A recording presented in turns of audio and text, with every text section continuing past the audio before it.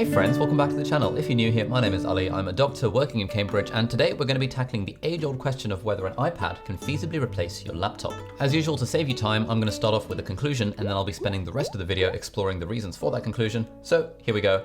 Yes, I now think that for most people, whether you're a student or not, your iPad can probably replace your laptop. There's a lot of caveats to this. It really depends on how much you care about efficiency, what sort of work you're doing on your iPad and on your laptop. And so it's not really a decision to take lightly, and that's what I'm going to be spending the rest of the video talking about. And I'll be doing that with reference to three main points. Firstly, efficiency. Secondly, complexity. And thirdly, delight.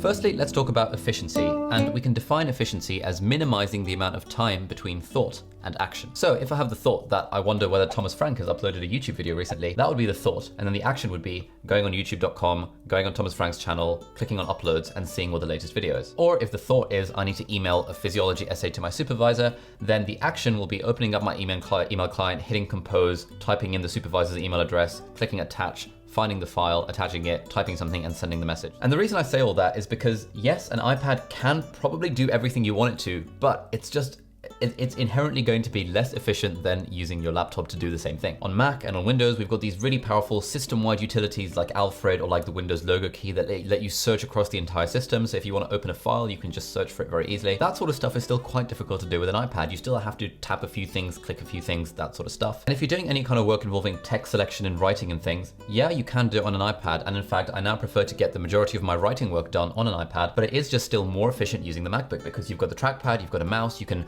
move stuff around, you can drag and drop, you can copy and paste, and all of that just isn't quite the same experience with an iPad. It's just a little bit less efficient. So really, the first thing to consider if you're thinking of replacing your iPad with a laptop is how much do you value this efficiency saving? If you're like me, I spend 7 hours a day, if not more, in front of a computer. I'm doing 100 different things, not at the same time, but sort of overall, I have a very high actions per minute. And the way I use a computer, I'm doing everything I can to maximize the efficiency of that. I'm using keyboard shortcuts for absolutely everything. I'm using apps like Alfred. I'm using automations and workflows and text expanders and all these fancy features that help me shave off seconds off of each interaction. And that means that I can't really replace my laptop with an iPad because it's just so inefficient. But if you're like my housemate Molly, for example, she is a more normal computer user in that she has a laptop which she's had for several years. She mostly spends most of her time on her phone rather than on her computer. The only thing she really does on her computer is write essays, do research for projects, and maybe watch Netflix. I think Molly's use case is far more the standard use case for students. So in that sense, it is very reasonable to replace a laptop with an iPad because those extra few seconds of efficiency really don't make any difference at all in the grand scheme of things.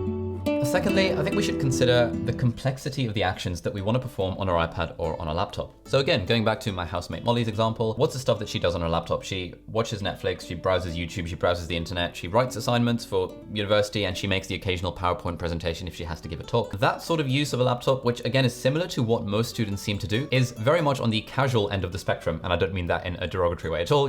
We all have different hobbies, and my hobby is spending a shit ton of time in front of the computer. Her hobby is wheelchair racing and running a food blog and doing all sorts of other things with her life other than spending time on a computer. So for her, it's more casual complexity, and therefore she can very feasibly replace her laptop with an iPad, and that's something I've actually actively been encouraging her to do. Then if we take my use case, I'm a massive nerd, and so I like to think that I use a laptop for complex things like video editing, graphic design, web development, coding of some sort, server management for my various businesses, audio editing for my podcast, music production if I fancy plugging microphones into my audio interface and recording a song. All of that sort of stuff is fairly complex, and yes, you can do all of those things on an iPad, but it just requires a lot more sort of hackery, a lot more sort of fighting against the system. So yeah, if you're considering the iPad versus laptop thing, then really consider how complex are your use cases feasibly. If you're a student and you're like most students and not sort of a massive nerd when it comes to computers, then you can completely replace your laptop with an iPad. The iPad is just a nicer experience overall. And that brings me on to my final point, which is about the delight of using an iPad. Now, I'm not going to be replacing my laptop with an iPad completely because of efficiency and complexity, but I actually do use the iPad for more hours in the day than I use my laptop. Like anything that's light, browsing the web, writing something, planning out videos, making notes, all of that stuff I do on my iPad. I only use my laptop now for heavy lifting type things. This iPad, 11-inch iPad Pro, it's 11 inches by the way for everyone that's going to ask. It's such a delight to use that I almost feel bad when I have to use my laptop now because this 15-inch MacBook Pro, it's a big, lumbering, heavy beast. I don't like carrying this around. The only time I carry my MacBook around is if I'm going home for the weekend and I know I'm going to be plugging it into my brother's monitor and doing some video editing. Otherwise, let's say I'm going on holiday, I have no need for my laptop because I'm not going to be doing video editing on holiday. I will just take my iPad. And the iPad is this trusty device that comes with me everywhere. you know, this stains on the keyboard. That sounds weird.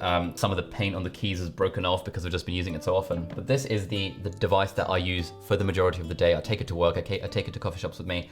I do everything on an iPad, apart from heavy lifting, because it's just such a delight to use. I would love to be able to replace my MacBook completely with my iPad, but I just know that because I value efficiency and productivity, it's just not really going to be feasible. So overall, this whole debate really between MacBook versus iPad really comes down to how productive can you be with each device and how productive do you need to be with each device? If you're a student and you're just getting basic stuff done, then you can easily do that on an iPad. And to be honest, unless you're a major productivity nerd like me, you probably won't benefit much from the efficiency savings that come with having a laptop, a real laptop to do stuff on. Instead, if you're, let's say, a student and you're aiming for productivity, you want to first get to a point where you understand and you've got your own productivity system before you then start optimizing for speed. Sort of like if you're learning a musical instrument, like playing the piano, you start off playing it slowly so that you learn the basics, and then over time you can speed up and start doing things really quickly. If this idea of building your own productivity system sounds kind of cool and you want to learn more, you should definitely check out my friend Thomas Frank's online course over at Skillshare. In that online class, which I've taken, I think it's really good, he teaches you how to manage a to-do list, how to use a calendar properly, how to have an efficient file management system, how to track your tasks and projects, how to do a weekly review. And if you're aiming for productivity, all of that stuff should definitely come before sort of optimizing for speed and efficiency at using your various devices. So if you want to check out that productivity masterclass, which I'd highly recommend, I've taken it, I think it's really good,